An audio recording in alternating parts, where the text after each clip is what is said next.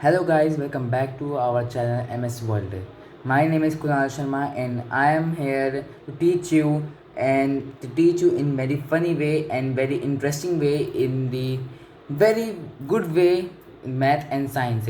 So आज हम सीखने वाले हैं कि एम्पेरिकल फॉर्मूला और मॉलिक्यूलर फॉर्मूला हम कैसे निकाल पाते हैं। ठीक है, ये क्लास 11 के दूसरे चैप्टर का फॉर्मूला कॉन्सेप्ट है कि motion in a straight line है। तो कैसे निकालेंगे एम्पिरिकल फॉर्मूला और मॉलिक्यूलर फॉर्मूला, तो चलिए आज हम देखते हैं। तो सबसे पहले अगर हमें एम्पिरिकल फॉर्मूला निकालना है, मैं यहाँ पे लिख देता हूँ। यहाँ पे अगर हमें निकालना है स्मॉल में, अगर आपको समझ में नहीं आएगा एम्पिरिकल फॉर्मूला, जैसे मैं यहाँ लिख देता हूँ। तो एम्पिरिकल फॉर्मूला, तो एम्पिरिकल फॉर्मूला निकालने के लिए ये हमें ढूंढना है। कैसे ढूंढना है वो मैं आपको अभी बताऊंगा। इसे हम शॉर्ट वे में ई डॉट एफ भी लिख देंगे, ठीक है। और मॉलिक्यूलर फॉर्मूला को अभी मैं यहाँ पे लिख देता हूँ। मॉलिक्यूलर फॉर्मूला को हम शॉर्ट वे में लिख देंगे एम डॉट एफ, ठीक है। एम डॉट एफ राइटिंग थोड़ा इग्नोर करना, वो ऐसी हो जाती है। तो आप इन दोनों को ऐसी शॉर्ट फॉर्म में आप लिख सकते हैं, ठीक है। तो ये आपका शॉर्ट फॉर्म हो गया। अब मैं आपको दिखा देता हूँ कि इन दोनों को निकाला कैसे जाएगा, ठीक है। इन दोनों को निकाला कैसे जाएगा, तो सबसे पहले अगर हमें एम्पिरिकल फॉर्मूला निकालना होगा, ठीक है। अगर हम वो निकालेंगे एम्पिरिकल फॉर्मूला, तो तभी हमें मॉलिक्यूलर फॉर्मूला ढूंढ पाएंगे, ठीक है। तो सबसे पहले हम एम्पिरिकल फॉर्मूला निकालेंगे। केमिस्ट्री का टॉपिक है, तो केमिस्ट्री में जब अगर हम एम्पिरिकल फॉर्मूला निकालेंगे तो हमें कुछ एलिमेंट्स दिए होंगे। जैसे कि हमें दे रखा होगा कैल्शियम, हमें दे रखा होगा पोटेशियम, ठीक है। हमें दे रखा ऑक्सीजन, या फिर हमें दे रखा नाइट्रोजन। 4 या 3 से या फिर 2 से ही कोई आगे और कोई इतने एलिमेंट होंगे नहीं हमें निकालने के लिए एम्पिरिकल फॉर्मूला। तो इस कैल्शियम हो गया, ये पोटेशियम हो गया, और ये ऑक्सीजन हो गया, और ये नाइट्रोजन। कैल्शियम के लिए सी होता है, Ca, ठीक है। तो हमें एम्पिरिकल फॉर्मूला निकालने के लिए क्वेश्चन देगा वो। इसकी परसेंटेज मान लो, जस्ट इमेजिन है 59% है, 59% देंगे। पोटेशियम में समझ लो 12.1% देंगे। और इमेजिन कर रहे हैं कि क्वेश्चन में क्या क्या परसेंटेज देगा ये। ऑक्सीजन में कितनी परसेंटेज ऑफ मॉलिक्यूल्स हमें देगा ये, समझ लीजिए 5.62% ले देते हैं। और नाइट्रोजन के 6.76% ले देते हैं। तो ये क्वेश्चन हमें घुमा फिरा कोई सी परसेंटेज दे देगा, कोई भी उठा के हमें परसेंटेज दे देगा। हमें उससे कोई मतलब नहीं, क्योंकि हमें बस एम्पिरिकल फॉर्मूला और मॉलिक्यूलर फॉर्मूला निकालने से मतलब है, ठीक है। तो ये कैल्शियम की होगी, पोटेशियम की होगी, ऑक्सीजन की होगी, नाइट्रोजन की होगी। ये मैंने जस्ट इमेजिन करा है। तो अगर हमें एम्पिरिकल फॉर्मूला निकालना है तो उसके लिए सबसे पहले हमें एलिमेंट्स लिखने होंगे। चारों के चारों एलिमेंट्स हमें नोट डाउन करने पड़ेंगे। सबसे पहले हम यहाँ पे लिखेंगे एलिमेंट्स लिखेंगे। एलिमेंट्स के बाद हम लिखेंगे गिवन परसेंटेज मास है, जो कि मैंने अभी बताया था। वो मैं जस्ट इमेजिन फिर से कर लूँगा, ठीक है। तो वो कोई प्रॉब्लम नहीं है। क्वेश्चन में आपको जो क्वेश्चन में परसेंटेज दे रखा है वही आप इमेजिन करना और उसी का एम्पिरिकल फॉर्मूला निकाल दें।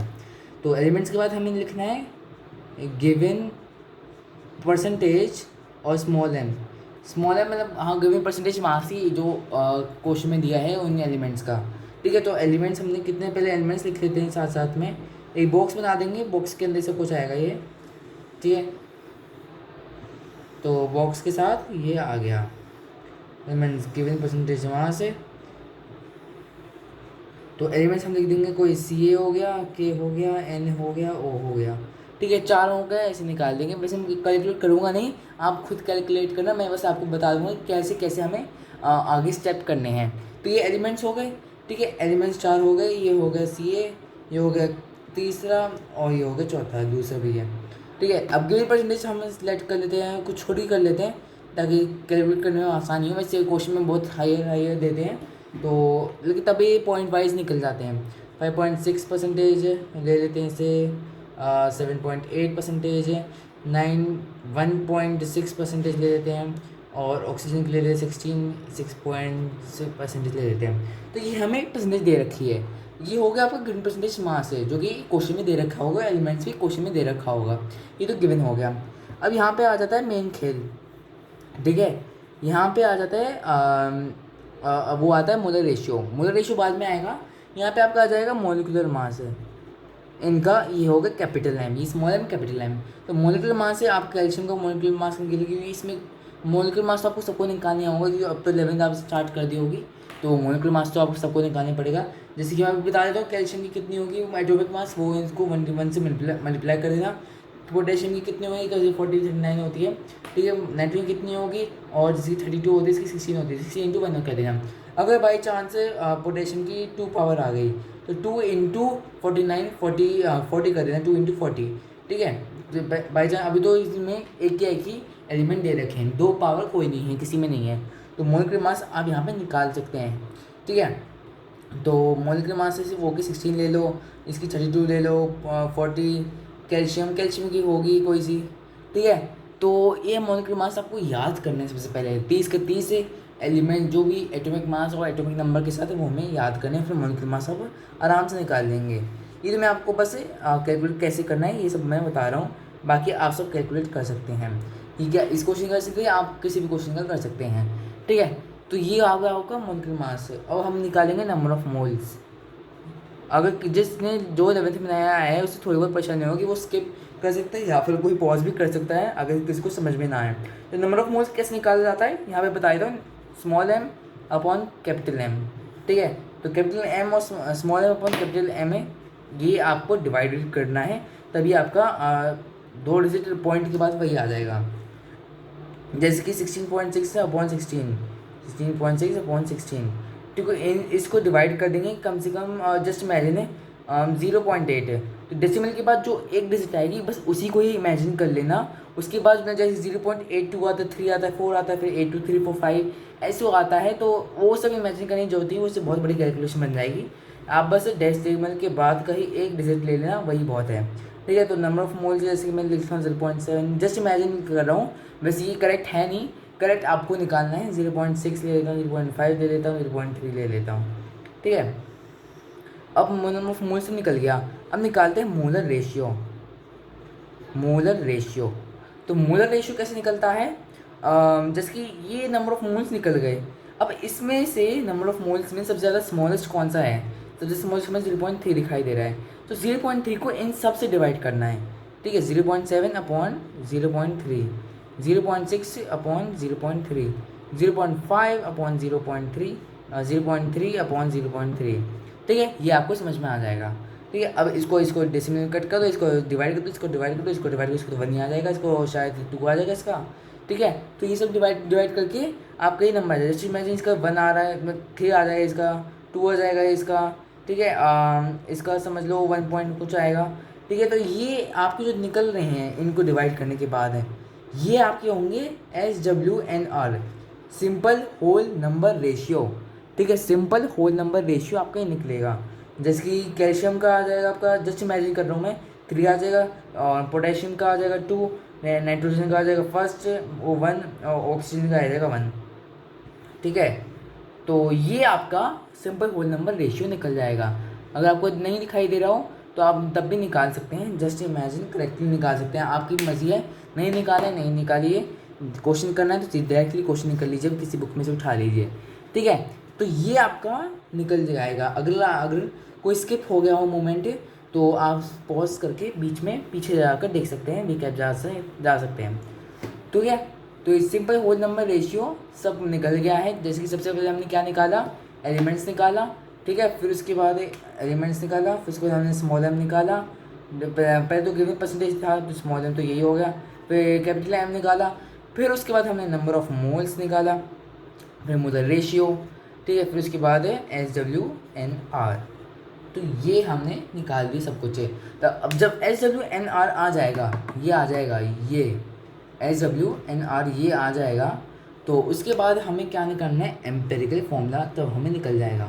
तो एम्पेरिकल फॉर्मूला निकालने के जब हो जो हमें एलिमेंट्स दे रखे थे, जो कि जैसे कि अब मुझे याद नहीं है कि जैसे कि मुझे Na थे, ठीक है, वो सोडियम हो जाएगा, नाइट्रोजन था हमारे पास से, K और O, ठीक है। जो हमें सिंपल होल नंबर रेशियो निकाला, जैसे कि जो हमने निकाला था 3 1 1 2 ऐसे कुछ निकाला था डिवाइड करके, तो वो इसमें निकाल देंगे, वो टेबल जब बनेगी टेबल के साथ साथ ही आप लगा दें, जैसे कि के के साथ जब जैसे मैंने टेबल के साथ K3 आ रही है, N1 आ रही है, K2 आ रही है, ये कोई K था, और O2 आ रही है, इसका 1 होगा, ठीक है। तो ये आपका एम्पेरिकल फॉर्मूला कहलाया जाएगा EF, ठीक है। अब मॉलिक्यूलर फॉर्मूला कैसे निकाला जाएगा?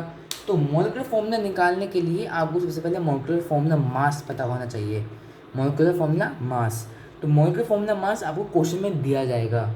101% मॉलिक्यूलर फॉर्मूला मास ये क्वेश्चन में दिया जाएगा। जैसे कि मॉलिक्यूलर फॉर्मूला मास दे देंगे MfM इज इक्वल टू 368 ग्राम, 368 ग्राम ले लीजिए, ये आपको क्वेश्चन में दिया जाएगा, ताकि तभी आप मॉलिक्यूलर फॉर्मूला निकाल सकेंगे। अगर नहीं दे रखा है तो सिर्फ और सिर्फ एम्पिरिकल फॉर्मूला निकल पाएगा, इसके बिना कुछ नहीं निकल पाएगा मॉलिक्यूलर फॉर्मूला। तो अगर ये दे रखा है मॉलिक्यूलर फॉर्मूला मास से, तो सबसे पहले EF मॉलिक्यूलर फॉर्मूला निकालने के लिए n इंटू ये कोई कांस्टेंट वैल्यू है, n इंटू एम्पेरिकल फॉर्मूला निकालना पड़ता है। अब ये n तो हमें पता ही नहीं है, एम्पिरिकल फॉर्मूला जो मैंने बताया था, एम्पिरिकल फॉर्मूला जो निकाला था वही उसको पुट कर देना है, और ये तो हमें ढूंढना ही है। तो n हमें कहाँ से मिलेगा? तो n निकालने के लिए हमें molecular formula mass upon empirical formula mass, empirical formula mass कैसे निकाला जाता है? जो हमने पहले निकाला था एम्पिरिकल फॉर्मूला, उसमें जो हमें एलिमेंट आए थे K1C2O2, ठीक है, ऐसे आए थे। तो ये जैसे K1 है, ठीक है, तो K का एटॉमिक मास कितना होगा? तो 1 इंटू ये कर दीजिए, जैसे मान लीजिए 40 है तो प्लस यहाँ प्लस आएगा, यहाँ प्लस है, ठीक है, तो प्लस से ऐसे निकाल के एम्पिरिकल फॉर्मूला मास निकल जाएगा। तो वो जैसे इमेजिन कर लीजिए हमें 368 ग्राम है, वो सब डिवाइड मल्टीप्लाई प्लस प्लस करके 368 ग्राम आ चुका है फाइनली। और हमें क्वेश्चन में दिखा रखा है मॉलिक्यूलर फॉर्मूला मास है 368 ग्राम, ठीक है। तो 1 आ जाएगा n, तो n इज इक्वल टू 1 आ जाएगा, ठीक है, n इज इक्वल टू 1 आ जाएगा। तो अब n की वैल्यू पुट कर दो इसमें। तो मॉलिक्यूलर फॉर्मूला निकालने के लिए n इंटू जो हमने एम्पिरिकल फॉर्मूला निकाला, जैसे कि K2 हो गया, C2 हो गया, O1 हो गया, ठीक है। तो n क्या था? 1, तो 1 इंटू K2C2O1, तो K2C2O1 ही हो जाएगा। ऐसे आप KC2O भी लिख सकते हैं, इट्स योर चॉइस। तो ये आपका आ गया मॉलिक्यूलर फॉर्मूला। तो हमने एम्पिरिकल फॉर्मूला भी निकाल दिया, मॉलिक्यूलर फॉर्मूला भी निकाल दिया। तो इस तरीके से आप मॉलिक्यूलर फॉर्मूला, एम्पिरिकल फॉर्मूला सब कुछ निकाल सकते हैं। ये जो दो फॉर्मूले, ये सब वो सिर्फ केमिकल फॉर्मूला के टाइप्स हैं, ठीक है। तो ये जैसे शॉर्ट में लिख दूँ केमिकल फॉर्मूला के, तो ये टाइप्स हैं, ये मॉलिक्यूलर फॉर्मूला और ये एम्पिरिकल फॉर्मूला। तो ये पूछा जाता है 2 नंबर 5 नंबर में, तो इसलिए इंपॉर्टेंट लगा तो मैंने वीडियो बना दी इसके बारे में।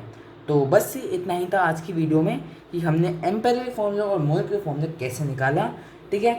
तो आज के लिए बस इतना ही, सीखते रहिए, पढ़ते रहिए। मैं मिलता हूँ आपको अगली वीडियो में, तब तक के लिए bye bye, see you soon.